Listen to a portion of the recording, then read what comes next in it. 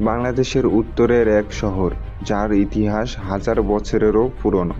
রংপুর নামটা আমরা সবাই জানি, কিন্তু এই শহরের গোপন রহস্য ও অজানা কাহিনী জানে কজন? চলুন আজকের ভিডিওতে জানি রংপুরের অজানা ইতিহাস সম্পর্কে। ভিডিওটা শুরু থেকে শেষ পর্যন্ত দেখার আহ্বান রইল।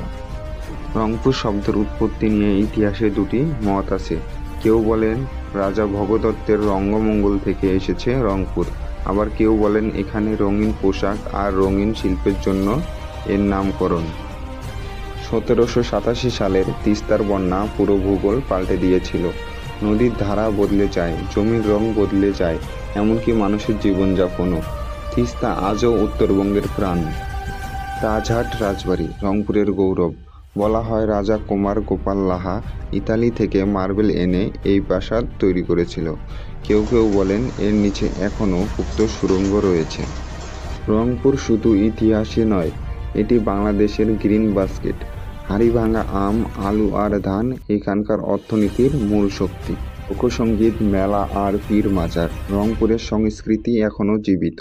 এখানকার মানুষ হাসি খুশি, পরিশ্রমী ও ঐতিহ্যের গর্বে ভরা।